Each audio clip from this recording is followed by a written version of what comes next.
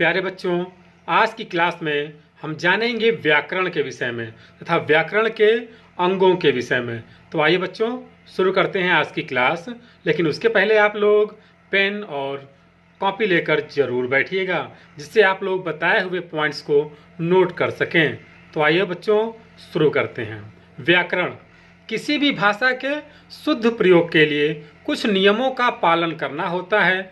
इन नियमों का ज्ञान व्याकरण द्वारा होता है। व्याकरण वह शास्त्र है जिसके द्वारा भाषा के शुद्ध रूप का ज्ञान होता है।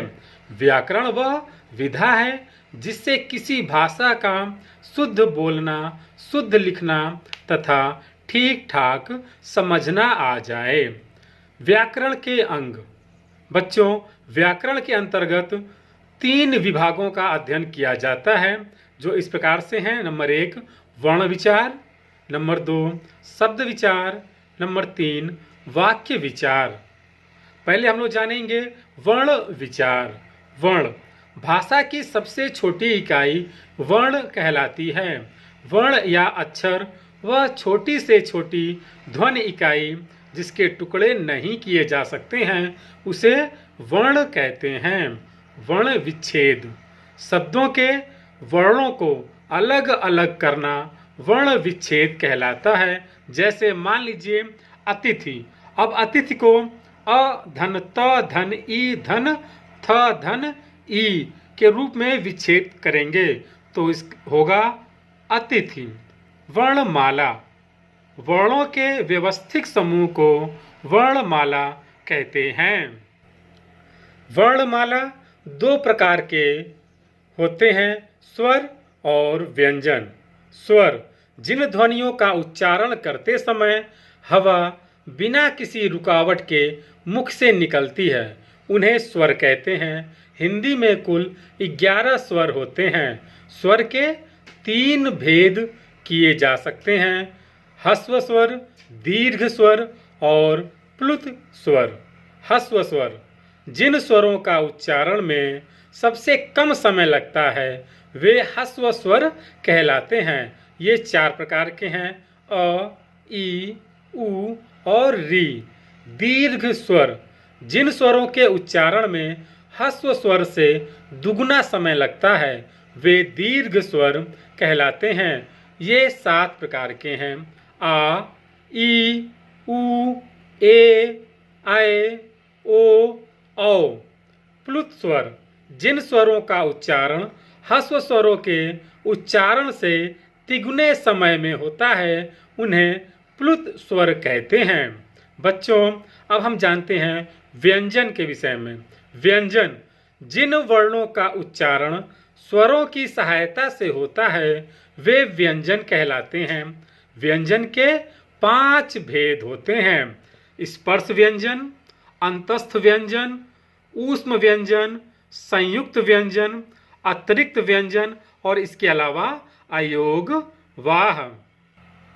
व्यंजन जिन वर्णों का उच्चारण स्वरों की सहायता से होता है वे व्यंजन कहलाते हैं। इस बात को आप लोग अच्छे से समझ लें। व्यंजन के 5 भेद होते हैं। नंबर 1 स्पर्श व्यंजन। स्पर्श व्यंजन का अर्थ है छूना। जिन व्यंजनों के उच्चारण में श्वास वायु मुख के विभिन्न स्थानों का स्पर्श करती हुई बाहर निकलती है उन्हें स्पर्श व्यंजन कहते हैं। स्पर्श व्यंजन इस प्रकार से हैं। इनको आप क वर्ग, च वर्ग, ट वर्ग, त वर्ग और प वर्ग में बांट सकते हैं। क वर्ग के स्पर्श व्यंजन क, ख, ग, घ, अंग। इनका उच्चारण स्थान कंठ होता है।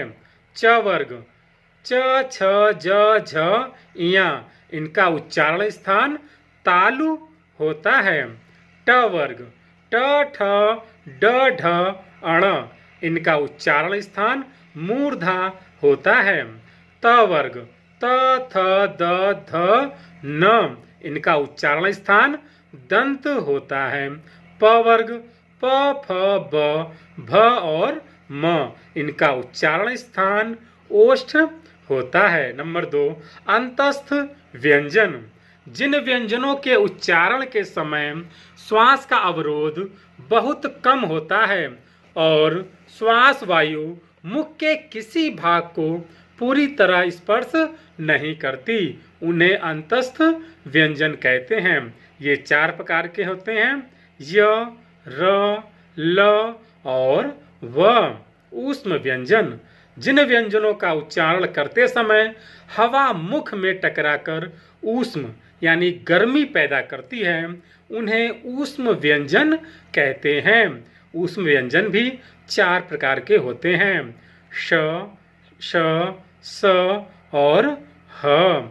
संयुक्त व्यंजन, 2 व्यंजनों के मेल से बनने वाले व्यंजनों को संयुक्त व्यंजन कहते हैं।